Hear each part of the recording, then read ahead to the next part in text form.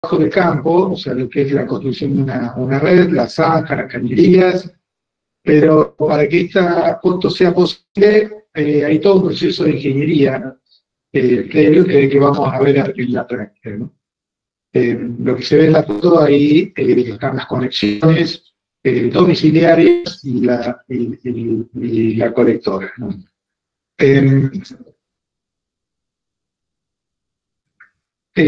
Bueno, este esquema completo, este esquema nos da el panorama completo como ingenieros civiles o hidráulicos, gestionamos todo el ciclo sanitario. Captamos el agua, ¿sí? La potabilizamos, la distribuimos en una localidad y es ahí donde la población la utiliza y la descarga. Nuestro trabajo o la actividad es la segunda parte, la mitad de este gráfico, se recolecta esta agua usada y se la evacúa, se la transporta y para limpiarla se la depura en la generación depuradora previo a devolverla al río, ¿no? Y hoy nos centramos en este trabajo práctico en lo que es la evacuación y el transporte, ¿no? Solamente, no en el tratamiento. Este es el contexto en el que se encuadra esta actividad. En nuestra provincia, ARSA, AISA o cooperativas locales operan estos sistemas de sanitarios y lo más importante, no diseñamos como parece a nosotros, como los ingenieros, sino que nos basamos en la documentación técnica muy estricta, que son los pliegos, las especificaciones y fundamentalmente las normas de NOSA, ¿sí? El Ente Nacional de Obras Hídricas y Saneamiento, que nos dan los criterios de diseño de estas redes de cloaca. Y hablando de normas, bueno, antes de dibujar una sola línea de una red, tenemos que saber con qué reglas jugamos, y las reglas las ponen los organismos.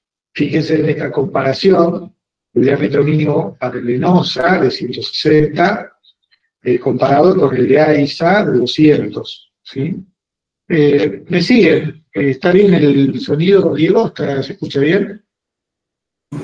Sí, Mauricio, yo escucho bien. Bueno, sigo entonces. Tapadas.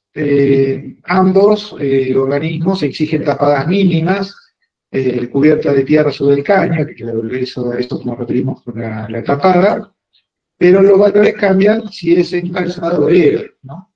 0,80 en el caso de Venosa y 1,20 en el caso de Avisa.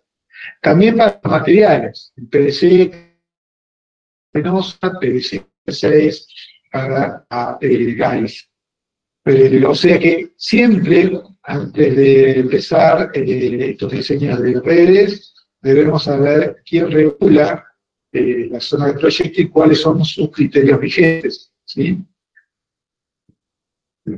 Y bueno, ¿cuál es el problema de ingeniería que queremos resolver con estas redes? Y si hay que recordar alguna diapositiva de toda la presentación que voy a hacer, es esta, ¿sí? Conceptual, ¿no? Por lo conceptual. El objetivo es transportar el efluente líquido y más sólido, porque eso es lo que es un líquido, un efluente cloacal. Líquido más sólido. Y rápido, por lo más rápida posible. ¿Y por qué? Porque los sólidos que tienen los efluentes cloacales son sólidos sedimentables, ¿sí? Y si el agua en el momento estos líquidos se asientan, se tapa y generan malos olores, ¿sí?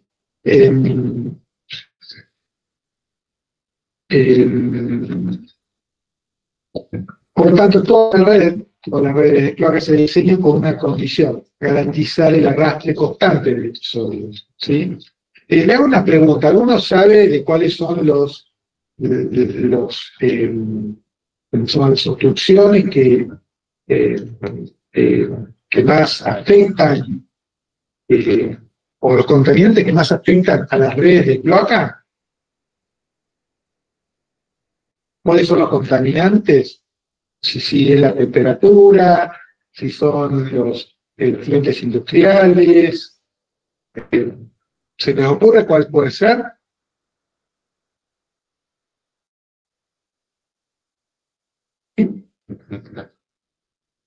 No se escucha, no sé si Carlos quería decir algo. Bueno, básicamente son las grasas. Son las que generan más obstrucciones, las grasas y los aceites generan obstrucciones como ocurre en las casas de uno, ¿no? Se obstruyen y hay que destaparlo. Las redes de cloacas tienen esa condición, a diferencia de las redes de agua, que bueno, requieren un mantenimiento importante, ¿sí?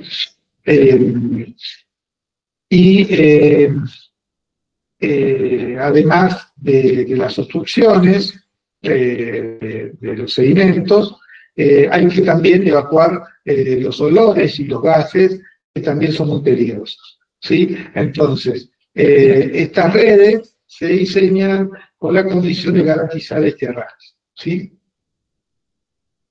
Vamos a acá.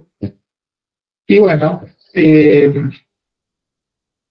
esto es la definición de una red de cloaca, ¿no?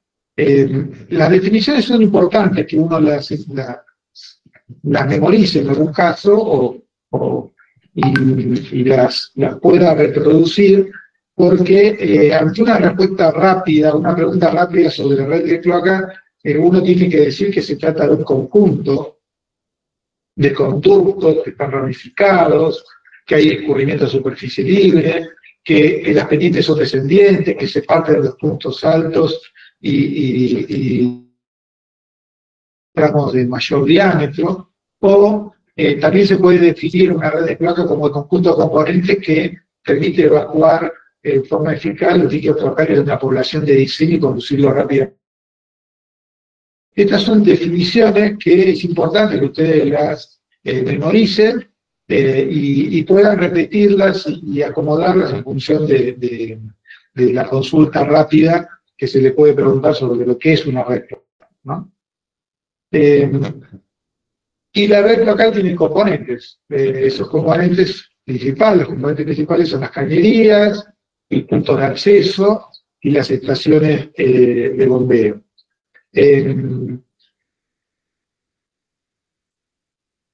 Las cañerías, sí, hay algunas terminologías en las redes de cloacas que tienen que ustedes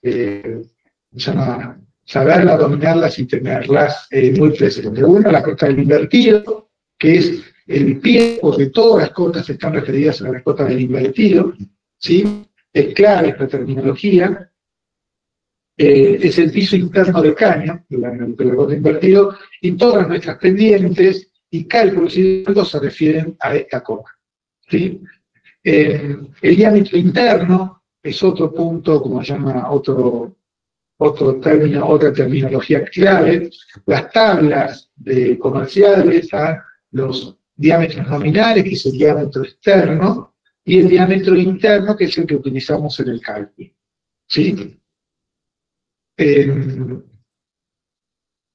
Estos son los diámetros comerciales.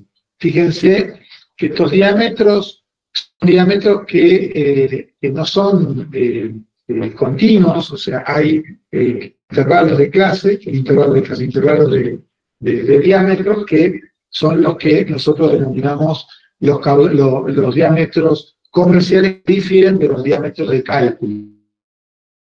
Surgir más adelante con el uso de formas.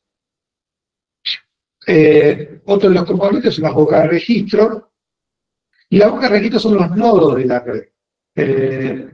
No van en cualquier lado estos nodos o estas bocas de registro, se ponen en cada esquina en los cambios de dirección, si hay algún cambio de pendiente, si cambia el diámetro, o si se unen varios colectores. Son los puntos de acceso para el mantenimiento, son importantes para que como se pueda acceder y desobstruir estas redes. Acá hay algunos esquemas o algunos gráficos de la boca de registro. Acá hay una muestra de que la boca de registro, la entrada y la salida no siempre es al mismo nivel, puede haber un salto, y que en las bocas de registros hay una base donde se trata ¿cómo se llama?, generar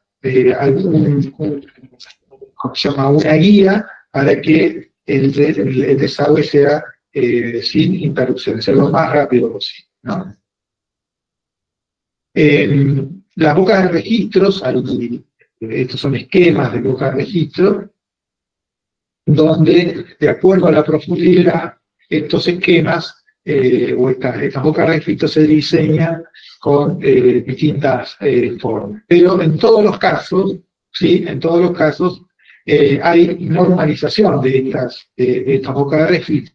Y en cuanto a los materiales, hay antiguamente y en general en las redes de bajo presupuesto, las bocas de registro se hacen con hormigón ejecutado in situ, pero actualmente por una cuestión, principalmente en zonas urbanas, por una cuestión de velocidad constructiva, se está optando por bocas de registro de materiales plásticos y bocas de registro de materiales premoldeados que son transportados hasta la zona de obra y colocados y ajustados en función de la profundidad que tiene, como se ven en el esquema.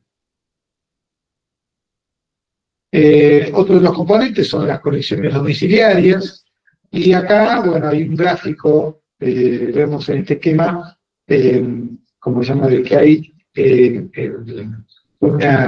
o a qué llamamos conexión domiciliaria, es la conexión del domicilio a la cañería colectora, ¿sí? Acá está este gráfico, muestra la línea municipal, la vivienda, las dimensiones del lote, la ubicación de la vereda y la calzada. En este caso, la cañería colectora está sobre calzada y la conexión se hace en calzada, pero en algunos casos, en algunas veces, las redes colectoras se colocan en vereda y entonces esta conexión es mucho más, menor recorrido.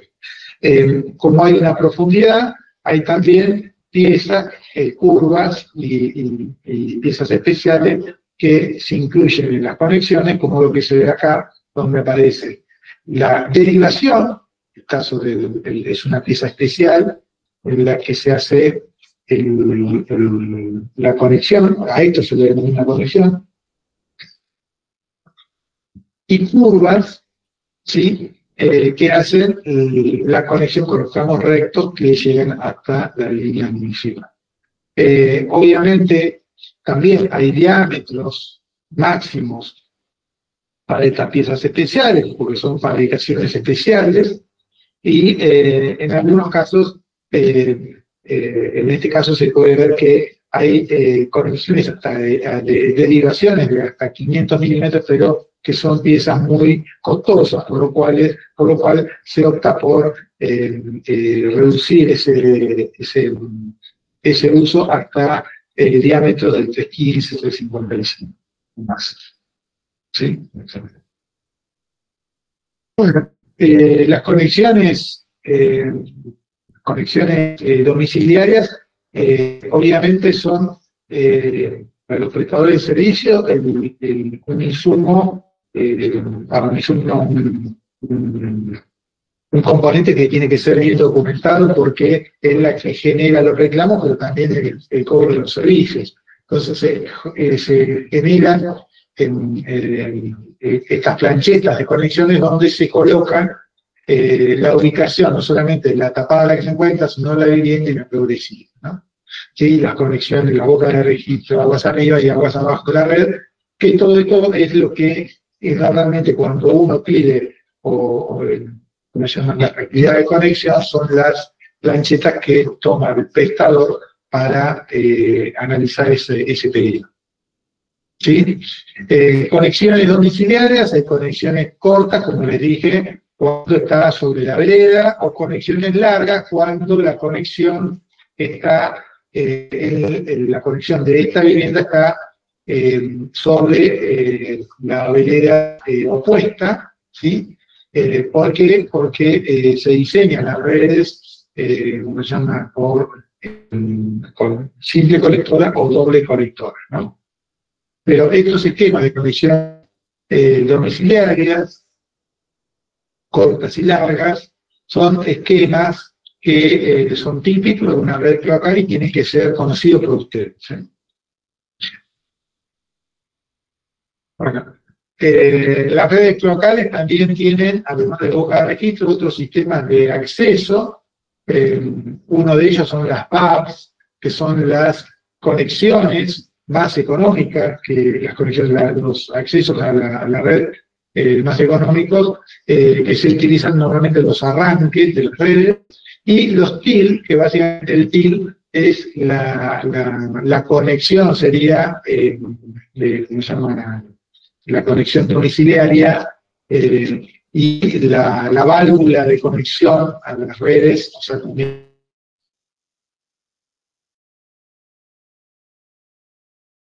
utiliza esto para desconectar el servicio local de una vivienda. Bueno, como dijimos, si la topografía es plana o tenemos que subir una cuesta, acá, perdón, ¿sí? La gravedad no ayuda a la red de placa porque se necesita tener esa diferencia de altura, ¿sí? Para el descubrimiento de gravedad. Cuando no ocurre eso, ¿no?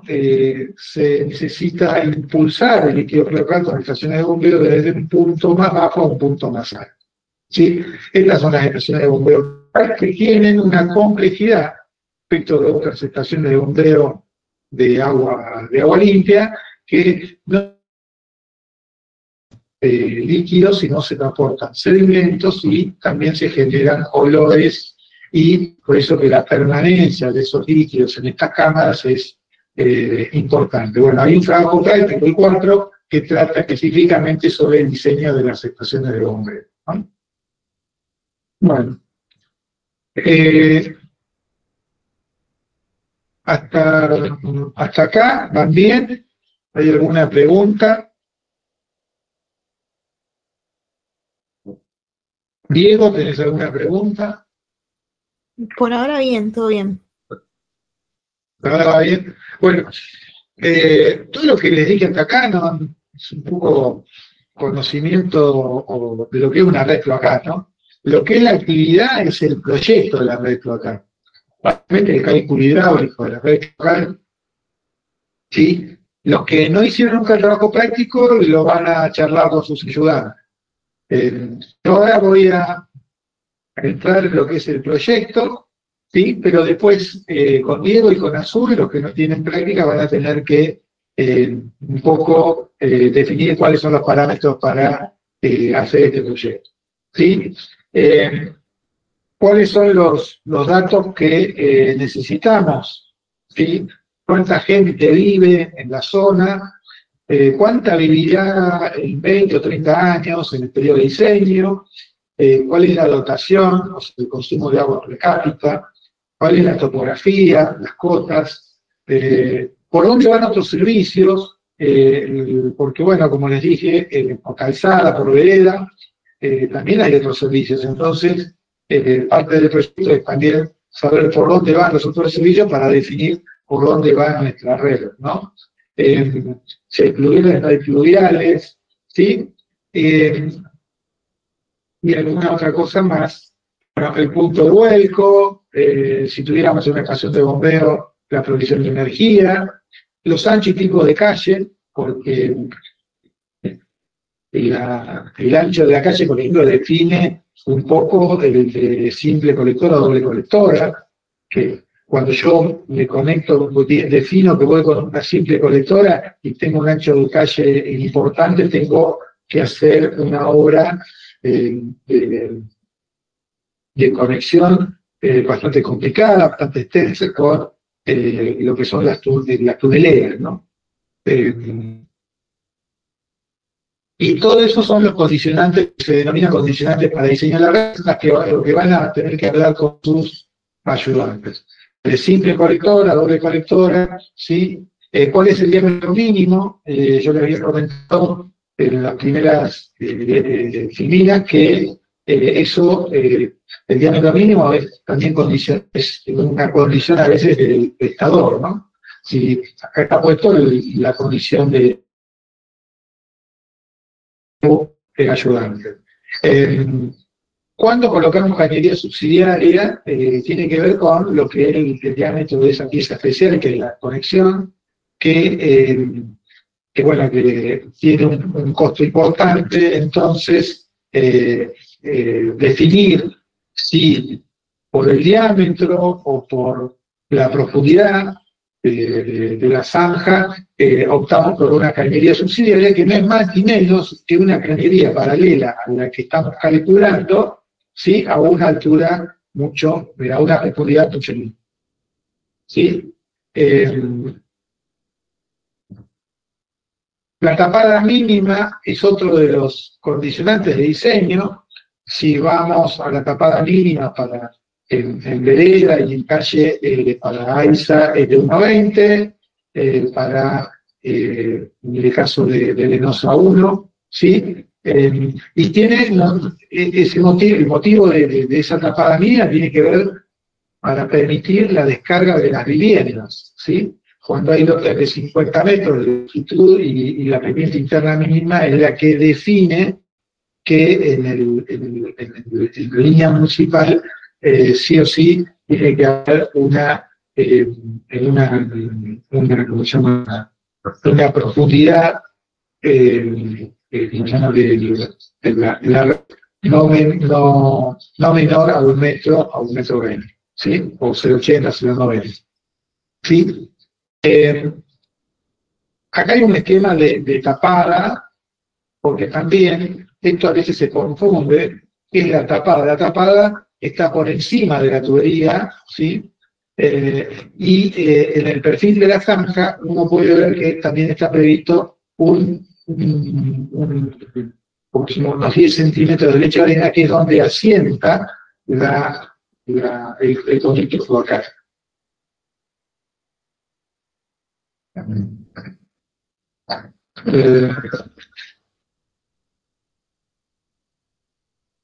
Bueno, el trazado inicial. Ustedes lo que tienen, básicamente, el trabajo previo se les va a dar una planimetría donde van a tener las cotas de esquina, y lo primero que van a tener que hacer es este trazado inicial donde van a marcar el sentido de escurrimiento en cada una de las cuadras. Como pueden ver, se genera este tipo de trazado inicial que nos da una idea de cuál es el drenaje superficial que existiría en esa zona, ¿sí?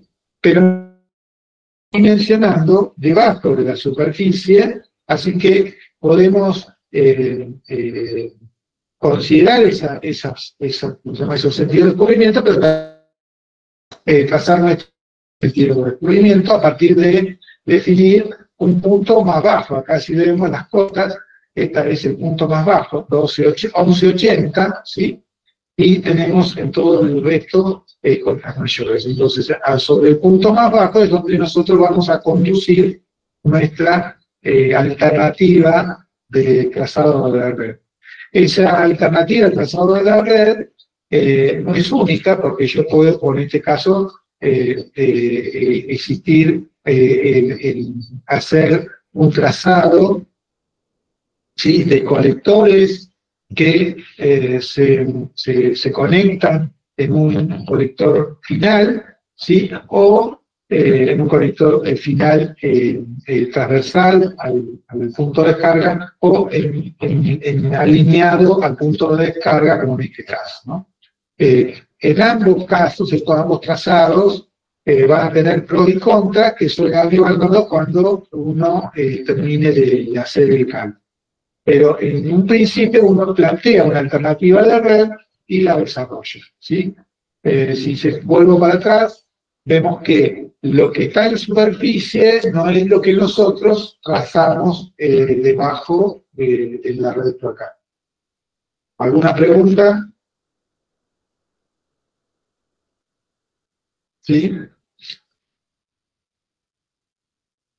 Bueno, este sería el esquema de la red que necesitamos definir previo al cálculo de la. Necesitamos numerar las estaciones, las bocas de registro, necesitamos numerar los tramos, poner el sentido de descubrimiento, y con esto vamos a, una vez que tenemos este esquema de red, vamos a continuar con el cálculo, vamos a arrancar con el cálculo, pero bueno, también tenemos que tener en cuenta esto, que son las pendientes, ¿no? Porque, como habíamos dicho, el terreno nos da una pendiente, pero nosotros definimos la pendiente del caño, o sea, lo que tenemos arriba, que es la superficie, no significa que sean las pendientes que vamos a adoptar en nuestro cálculo. Se van a dar estos casos, ¿no? Que tengamos un terreno natural con una pendiente y que nosotros adoptemos la pendiente la misma que el terreno natural. En ese caso, la tapada va a ser en el arranque y en el final del tramo, van a ser similares, o sea, van a correr en forma paralela, pero puede ocurrir esto, de que el terreno natural tenga una contrapendiente y la cañería o la red que estemos proyectando tenga una pendiente diferente. En este caso vamos a tener, a medida que avanzamos, una tapada máxima, y en ese caso lo que nosotros tenemos que tratar de que esa tapada máxima no supere las previsiones cognitivas, ¿sí? O sea, la tapada máxima es el que define la necesidad o no de una estación de bombeo, ¿no? Puedo estar redes cloacales a profundidades de alrededor de los 6 metros. Más de 6 metros ya son obras que requieren una ejecución ¿cómo se llama? Compleja en zonas urbanas, ¿no? Muy peligrosa también para la gente ¿cómo se llama? Vecina o frentista a esas redes. También la pendiente puede ser del terreno tan importante que sea muy superior a la mínima que necesitamos para transportar el líquido y que no se sedimente. En ese caso, lo que nos puede ocurrir es que si nosotros adoptamos una pendiente menor a la del terreno natural, que en algún momento la tapada sea menor a la mínima, esa tapada mínima que se necesita para resguardar estructuralmente a las colectoras, pero también la tapada mínima que necesitamos para hacer las conexiones domiciliarias, ¿no? Entonces, estos serían los 3 casos típicos que existirían ¿cómo se llama? En la práctica, o sea, que podemos encontrarnos, pero si hablamos de autolimpieza, aparecen las pendientes mínimas, ¿sí? Que es el concepto clave que yo le había dicho al principio, que lo que uno busca acá es que los sólidos no sedimenten, que el líquido se mueva a una velocidad mínima, que no supere la máxima, ¿sí? La norma dice que tiene que ser mayor a 0,60, ¿sí? A sección llena, ¿sí? Y para que se cumpla eso, la pendiente mínima, en el caso del diámetro, acá 150, pero 160, ¿sí? O 200, tiene que estar en el orden del 3 por 1000, para que ocurra eso, y que la pendiente máxima, para que no se genere una velocidad erosiva máxima, no podría superar la pendiente, ¿no? No la pendiente 12%, ¿no? Entonces, cuando tengamos una pendiente máxima del 12%, estaremos pensando en estos escalones, ¿sí? ¿sí? Cuando tengamos una pendiente de terreno menor al 3 por 1000, ¿sí? ¿Sí? En este caso, no podríamos tener el acompañamiento en forma paralela, sino que tendríamos que adoptar la pendiente mínima del 3 por 1000, porque si bien acá no nos encerramos, o sea, lo vamos acompañando al terreno natural, mantenemos la tapada inicial y final, ¿sí? No generamos las condiciones de limpieza, no generamos el arrastre del sol. ¿Sí? Bueno, para calcular redes, como esto sacamos bien, ¿hay alguna consulta? ¿Alguna duda? No, por ahora no, Mauricio. Bueno, No, por el momento no. caudales, necesitamos caudales para calcular las redes, ¿sí? Y podría pasar acá el tema de los caudales antes de aquello de los caudales del cálculo, le voy a cambiar de orden a esta filmina. Las placas, como vimos en la primera, no tomamos el caudal, no es el caudal de abastecimiento de agua, sino que es el caudal que se consumió y se desechó. O sea, hay un desecho, y bueno, entonces ese es el vuelco medio diario per cápita, ¿sí? Como se llama, que difiere de lo que es la dotación media del agua potable. Es menor, ¿sí? Y a esta diferencia de cociente se lo denomina coeficiente de vuelco o de retorno, ¿sí? Que en general está entre el orden del 0,6 al 0,9, tomando datos medidos como la mejor forma de determinarlo, no con datos así adoptados, ¿no? El gasto ecométrico, que lo vamos a escuchar, no es más que el caudal, el caudal QE, afectado por el coeficiente de retorno, coeficiente de vuelco, sobre la longitud de la red medidas en hectómetros. ¿Sí? Bueno, acá aparecen los caudales característicos en el cálculo hidráulico, lo que estaba hecho en el primer trabajo práctico, la capacidad de las colectoras la definimos con el QE20, o sea, el caudal máximo, máximo horario, ¿sí? Al final del periodo de diseño, ¿sí? Pero verificamos la autolimpieza de las colectoras para el caudal el máximo horario al inicio y al año 10, ¿sí? Y también verificamos la velocidad de autolimpieza, digamos la velocidad de autolimpieza, ¿sí? De las colectoras para el caudal medio, para el año 0 y para el año 10. ¿Sí? Los ayudantes les van a decir sobre si incorporan o no el caudal de infiltración, ¿sí? Y acá les pregunto, a ver si alguno me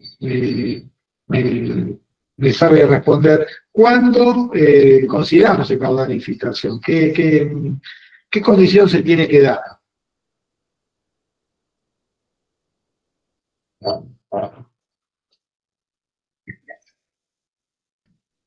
Puede ser, pero ¿por qué? ¿Qué pasa cuando hay lluvias?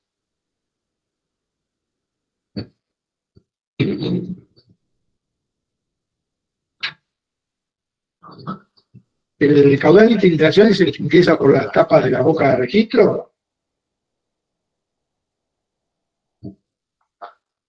Si miran la filmina, hay un caudal litros por metro.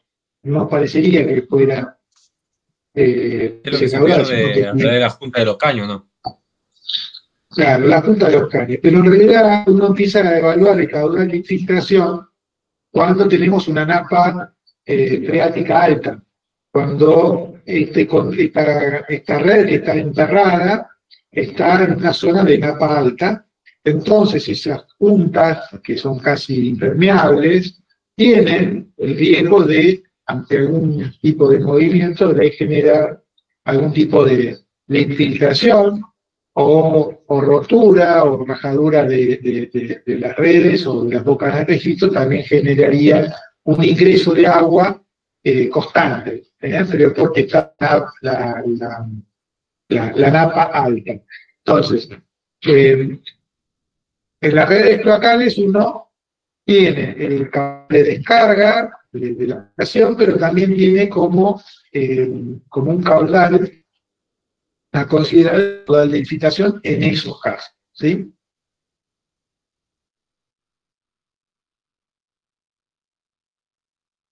Bueno, el último concepto, bueno, claro, condicionar, el último concepto, yo no sé si lo dije, pero que el descubrimiento de las redes de cloaca, esa gravedad, o sea, es un caño que funciona con una superficie libre, que funciona como un canal, ¿sí? Y es por eso que nosotros, si el cálculo lo consideramos a gravedad como si fuera un canal, no puede existir un caño lleno, el 100% lleno. Pero hay otro factor que también influye, que es el tema del transporte de gases, ¿sí? Tiene que existir una capacidad para transportar no solamente efluentes y sedimentos, sino también permitir la ventilación, ¿sí? Por eso que nunca se permite que el caño esté completamente lleno y que en las condiciones de cálculo uno fija la relación H sobre D, como se llama, y verifica que esa relación H sobre D durante todo su periodo de vida útil esté dentro del rango admisible, ¿no? Si yo estimo que la relación H sobre D es 0,75 para el QE20, es 0,75 para el QE20, estoy básicamente ya poniendo una condición de diseño, ¿sí? Que no va a ser superada en toda la vida útil de la red, ¿no?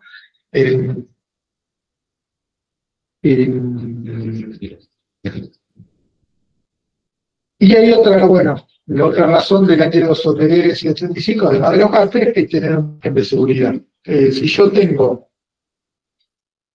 que como criterio de diseño un H sobre D de 0,90, o adopto esa relación, puede suceder de que ante un mal cálculo, mal estimación de la demanda, rápidamente se llegue a una sección llena y sea necesario ampliar la capacidad de esa colectora. ¿Sí? Bueno, o sea, en el cálculo hidráulico aparece como condición de transporte, o sea, condición hidráulica pura, el HD menor a 0,75, la velocidad máxima menor a 3 metros por segundo, pero para evitar esa capacidad de erosión, ¿sí? O de generación de movimientos impermanentes, que generarán incorporación de gases y generarán un sistema, un movimiento no uniforme, ¿sí? El régimen permanente y uniforme es lo que se adopta como criterio de diseño, y que velocidades máximas a los 3 metros por segundo pueden llegar a afectar a esa condición de diseño de movimiento uniforme y permanente, ¿no? Sí, las condiciones de autolimpieza, o sea, cómo aseguro la autolimpieza a partir de asegurar una velocidad mínima, ¿sí? O asegurar una tensión reactiva también mínima. Son los dos criterios que hay en la condición de autolimpieza, ¿sí? Lo de velocidad mínima se pone como condición que la velocidad a secciones llenas sea mayor a 0,60, esa es la condición de velocidad mínima y la condición de autolimpieza. Pero en cañerías de diámetros mayores a 300, además de esa condición de huyera mayor a 0,60, se prevé, se prevé que la velocidad, no la sección llena, sino la velocidad, sea mayor a 0,60 para los caudales para los años 10. Esas son condiciones que hay que verificar, ¿sí? Una vez que se adopte el diámetro y la pendiente, que cumpla la red. En el caso de la tensión tractiva, una vez definida la pendiente y establecido el caudal, se determina cuál es el valor de la tensión tractiva y tiene que ser mayor a 0,20. Con esas dos condiciones que verificamos la autolimpieza.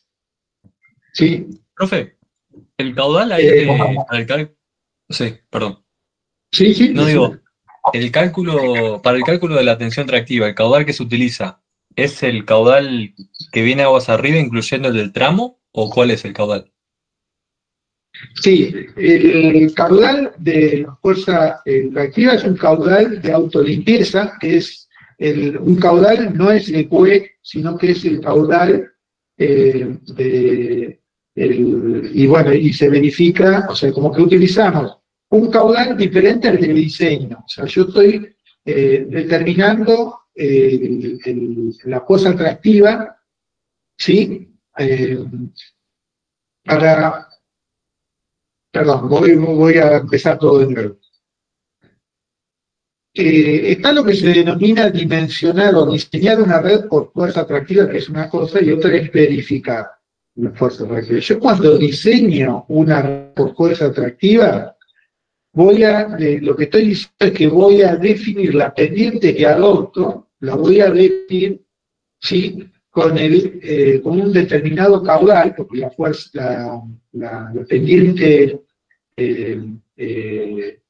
o el criterio de la fuerza atractiva parte de definir una pendiente, ¿sí? a partir de un caudal. ¿Sí?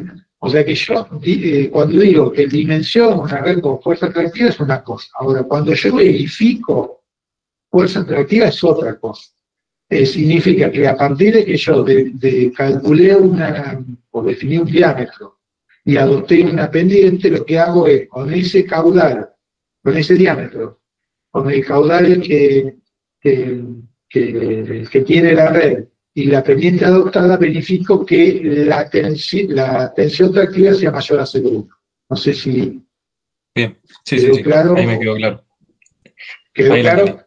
Sí, genial, profe, ¿No? gracias. Son dos cosas distintas, ¿no? O sea, si yo verifico o si yo dimensiono con fuerza atractiva. ¿Sí? Diego, no sé si querés aclarar algo, si quedó claro, porque la verdad es que siempre da lugar a confusión el tema de dimensionar redes por fuerzas atractivas, ¿sí? Por el criterio de fuerza atractiva, y dimensionar las redes, o, como se llama, verificar. Por eso hice la aclaración, ¿no? Nosotros en la práctica no estamos tomando el dimensionamiento por fuerza atractiva de las redes, sino por velocidad de autolimpieza, ¿sí? Pero pedimos que se verifique la fuerza atractiva, ¿sí? Te agrego un comentario nomás.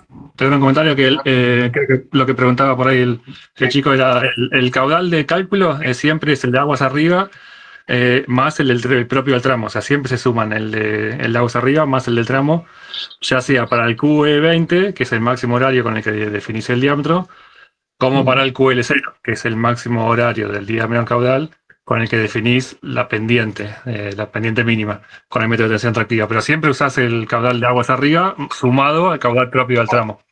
Genial. Sí, esto lo tengo acá, esto es lo que está diciendo, ¿cómo se llama? Diego, es esto. Yo tengo el caudal del tramo y el caudal del tramo aguas arriba, y este es el caudal total.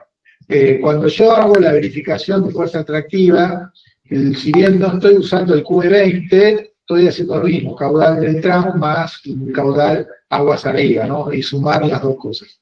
¿Sí? Esto es lo que explicó recién Diego. ¿Sí? Bueno, seguimos, o sea, el cálculo hidráulico de los conductos de las redes cloacales, como son secciones circulares, ¿sí? Y son secciones parcialmente llenas, secciones circulares parcialmente llenas, tienen toda una teoría para determinar cuál es el caudal para un determinado tirante, ¿sí?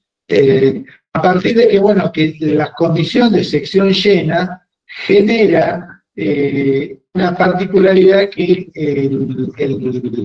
los parámetros ¿cómo se llama? Hidráulicos son varían con el ángulo θ, ¿sí? Y que pueden generar gráficos, ¿sí? Adimensionales de este tipo, donde aparece el Q sobre Q lleno con U sobre lleno y la relación H sobre D. Estos gráficos, este gráfico, básicamente, es un gráfico que antiguamente era el gráfico que se utilizaba para el cálculo de las redes. Hoy esto es reemplazado por los programas de cálculo, pero que el básico su conocimiento porque nos permite verificar y hacer el cálculo de las redes cloacales. Este es de elementos, ¿cómo se llama? De los parámetros hidráulicos, elementos geométricos, que acá están parámetros hidráulicos, pero también se pueden agregar parámetros de radio hidráulico, ¿sí? El área, graficarlos. ¿Por qué? Porque el área y el radio hidráulico también son parámetros que dependen de θ y obviamente dependen de dependen del H sobre D, ¿no? Entonces es un gráfico que si bien sirve para la sección cemento de círculo, también se puede construir para otro tipo de sección, siempre que hablemos de secciones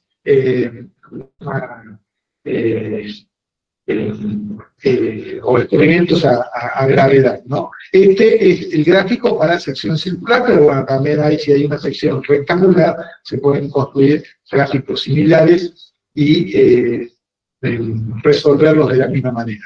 Para una relación H sobre D, yo puedo determinar cuál es la relación Q sobre Q lleno o velocidad sobre velocidad llena. Acá ven que hay gráficos, uno con Q constante y otro con N variable. Los estudios han demostrado que el N es variable con la relación H sobre D, por eso que lo correcto es utilizar estas curvas que están en lleno, y lo que es puesto con N constante son lo que son las fórmulas, ¿no? que están determinadas.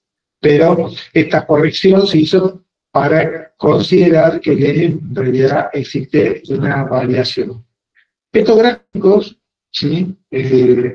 También muestran que el máximo caudal no se da para la sección llena, sino que se da para un caudal menor, que las velocidades, que son tan importantes para el cálculo de las redes locales, por el tema de la autolimpieza, tampoco se dan para la sección llena, sino que se da para, como decimos, una relación H sobre D de 0,90 y mayores a 0,90. ¿Sí?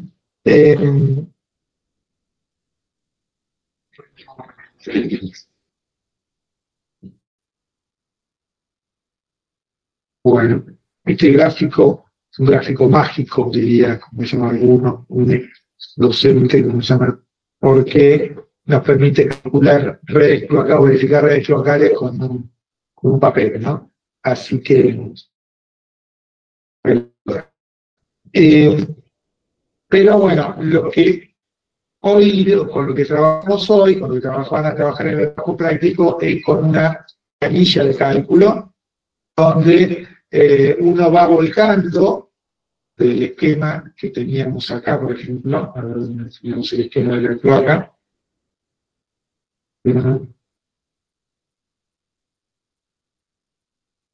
Sí.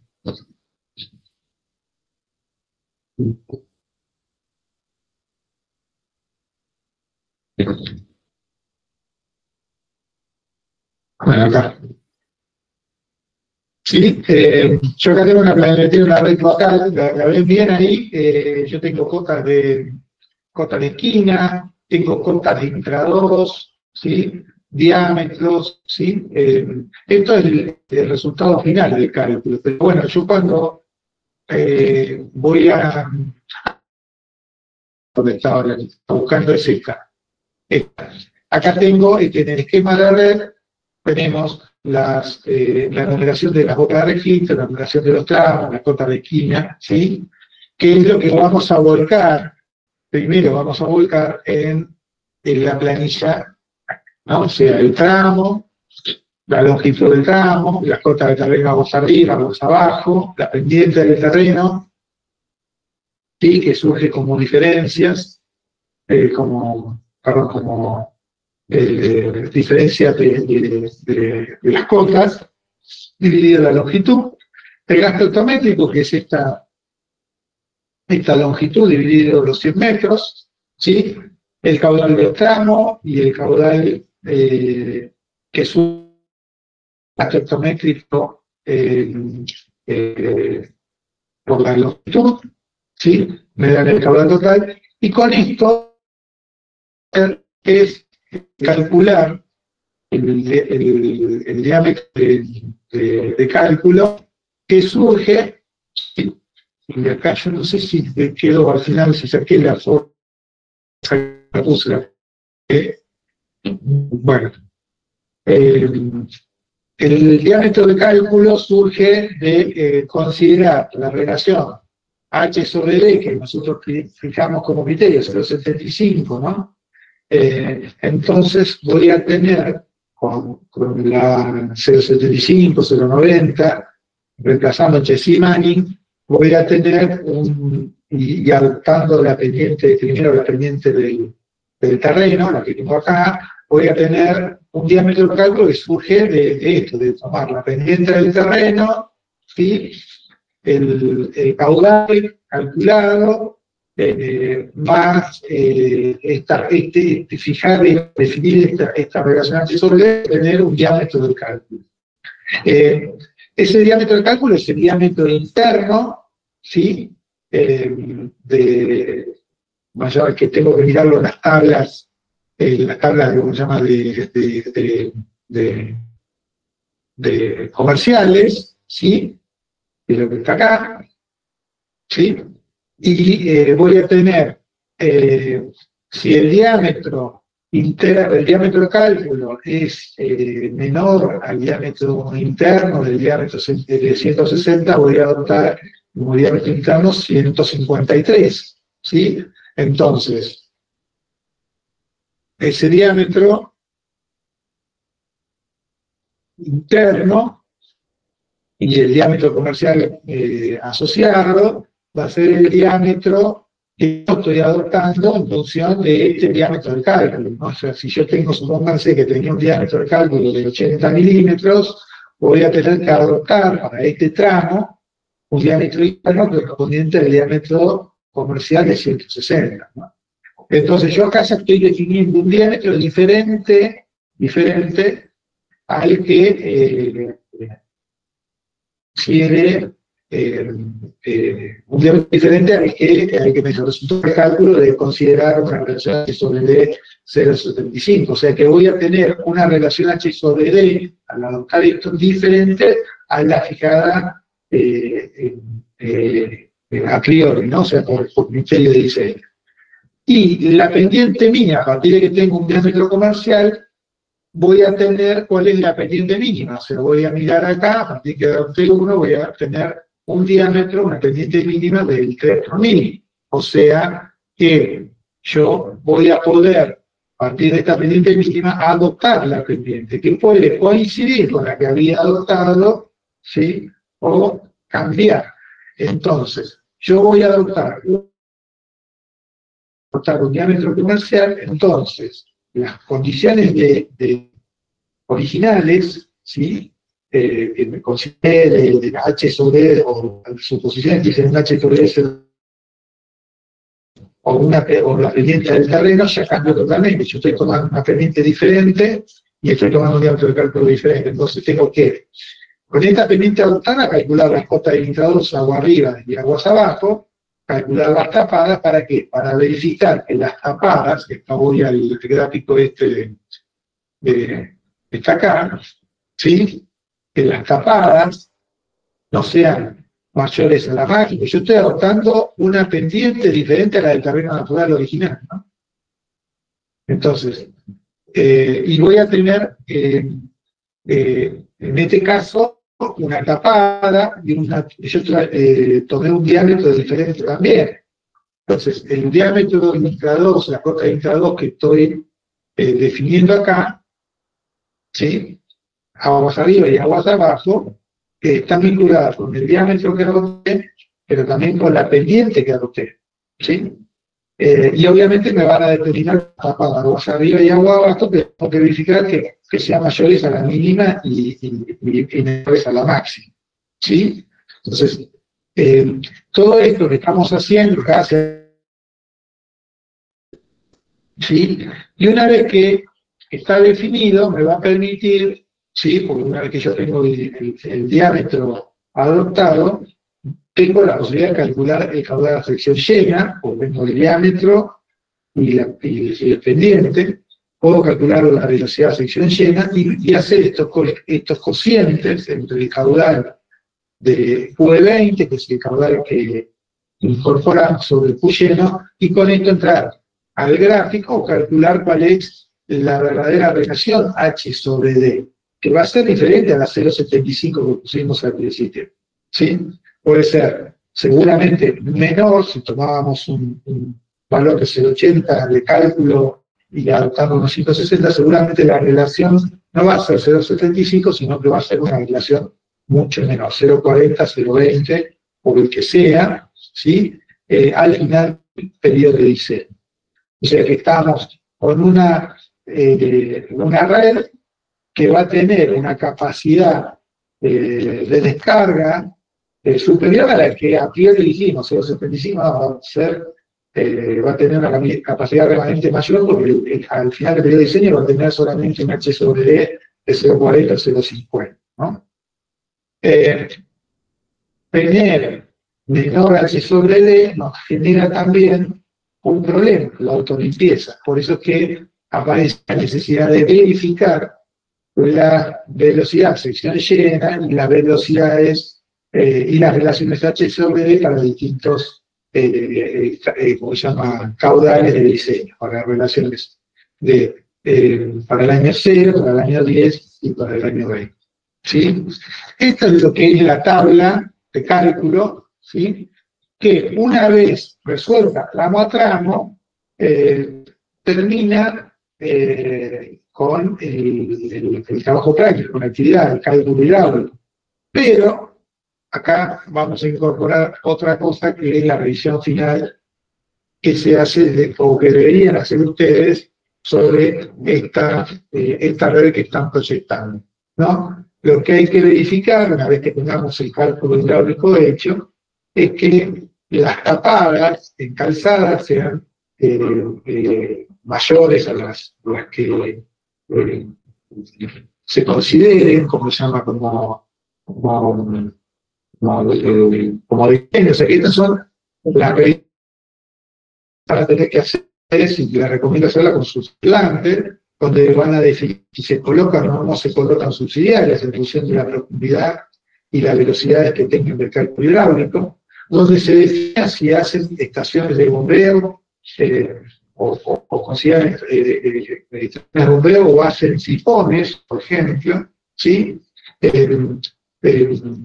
Si acomodo las cotas de cañerías para las ventilaciones, porque vamos acá.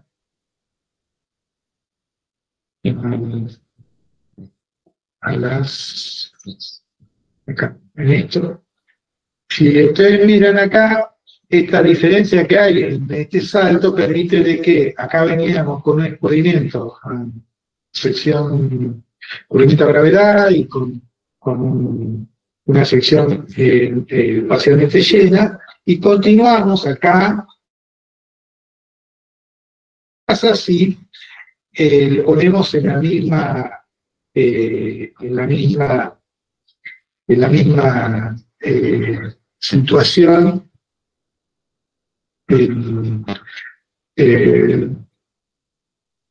como se llama, si ponemos en el mismo nivel uno y el otro. Sucede que si sección llena, continúo con una sección llena, ¿no? Si de acá agoto la capacidad, continúo con la capacidad. Lo que tengo que hacer en esos casos es hacer un salto, ¿sí? O sea, o profundizar este tramo para que ocurra esto, de que haya sección parcialmente llena, aguas arriba, y sección parcialmente llena, aguas abajo. Estas correcciones se hacen al final, ¿sí? Y son parte de esta revisión final del trazado, ¿no? Recalculo cotas, tapadas, verifico la ventilación, todo esto es la revisión final que se hace el trazado una vez que se hizo el cálculo hidráulico de la red, y se termina definiendo al final de esta revisión las cotas finales, cotas de intrados, este tipo de planimetría, que es lo que se denomina planimetría de la red local. Con la denominación de los tramos, de los diámetros, las cotas de intrados. Este es diferencias de colores, donde son los colectores principales de las colectoras secundarias, ¿sí? Y bueno, y creo que por acá termino, no tengo mucho más para decir. No sé si hay alguna consulta. Bastante bien. ¿Sí? Y que como resumen final tendría que decir que el diseño de una red local es un equilibrio entre seguir la gravedad del terreno, vencer la sedimentación con la autolimpieza, o sea, asegurar la velocidad mínima, y dejar un hueco para la ventilación, o sea, un espacio para la ventilación, ¿sí? Y el resto es aplicar la hidráulica de canales que ya se conoce, ¿no? O sea, que ya conocen de otras materias y bueno, no mucho más. Así que abro espacio para preguntas y cualquier cosa que quieran preguntar.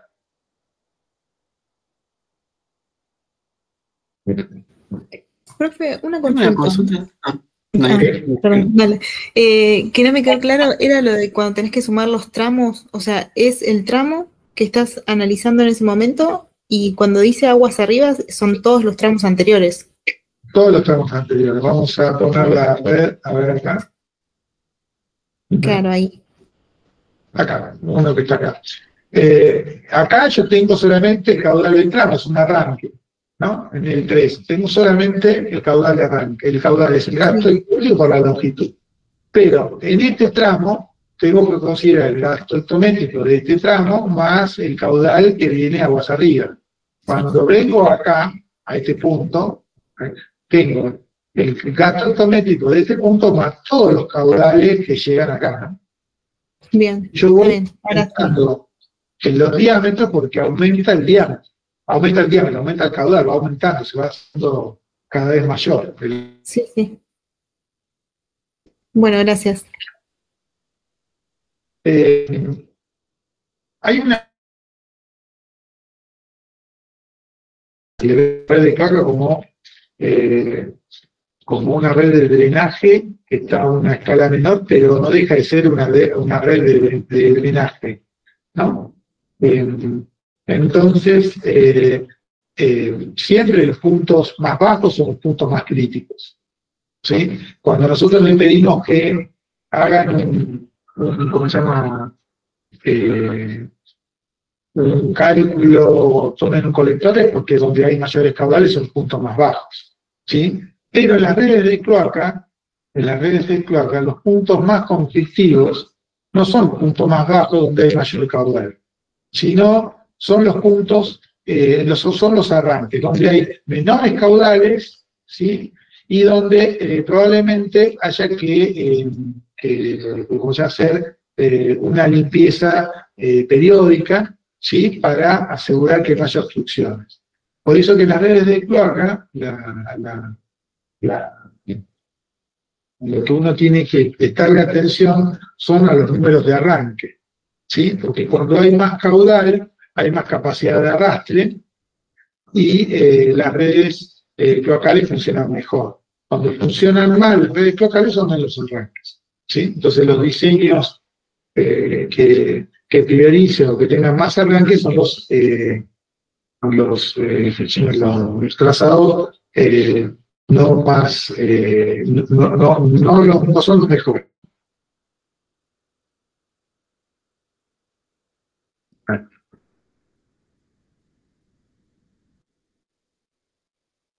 Esta presentación se las dejo, ¿sí? Que la tienen en el PowerPoint, ¿sí? Yo me quedo en la última, paso a la primera,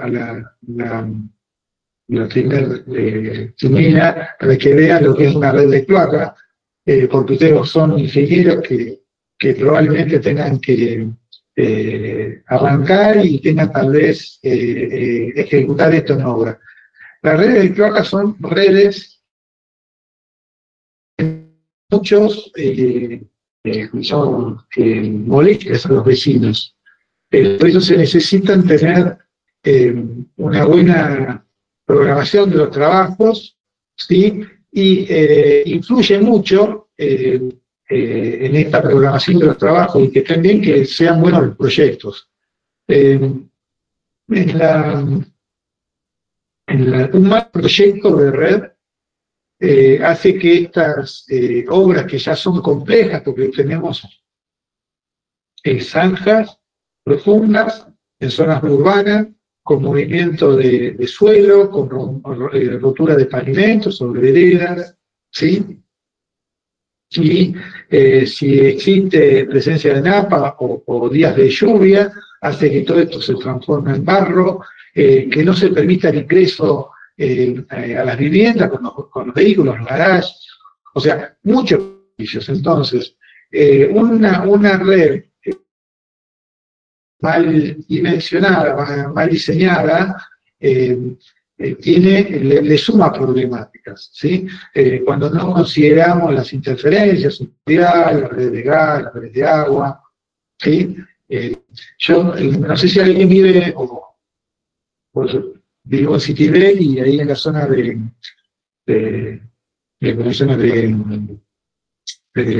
la zona céntrica de Citibel se están haciendo recambio de cañería que en algunos lugares de La Plata se están haciendo recambio de cañería de agua potable, y como metodología de trabajo es colocar la nueva cañería de agua potable cercana al cordón, ¿sí? En la zona de riego, cercana al cordón, lejos de la zona donde originalmente está, ¿no? ¿Por qué? Porque de esa manera evitan romper las veredas, pero trae como consecuencia esa decisión de no romper veredas y colocar la red de agua en ese lugar, en donde va la cloaca, que cuando haya que hacer la cloaca, esté la red de agua. Entonces, si nosotros hacemos un proyecto de red de cloaca y no tenemos en cuenta cuál es la red de agua, cuál es la red de gas, cuál es la red si existe red de gas, red de telefonía, fibra óptica, etcétera, etcétera, lo que vamos a es a esta obra aún hacerla más compleja de ejecutar, ¿sí? Y con más perjuicios o más molestia a los vecinos. Esto se lo digo porque lo pasé muy por arriba, el tema de la traza, dónde va, pero bueno, en el caso de la red de cloaca, la ubicación de por dónde va la traza es prácticamente muchas veces una condición muy fuerte al momento de ejecutar. ¿Sí? Y que no la tenemos en cuenta en la red, que en el cálculo que decimos pasa por la vereda, pasa por la calle, sin tenerle prestarle mucha atención a que todo lo que está subterráneo es desconocido hasta que se empieza a excavar y descubrir, ¿no? Así que, Diego, ¿tenés algo para comentar o para agregar? No creo que nada más, Mauricio. Bueno, chicos, si no hay preguntas, cerramos. Una pregunta a todos, el tema de la visita. ¿Hay alguno con interés? Porque si no, lo cancelo. No me hizo ninguna consulta sobre la visita del 27. Interés sí, Mauricio, el tema es que yo no puedo por un tema laboral, no puedo ir el 27. ¿El resto? ¿Hay interés?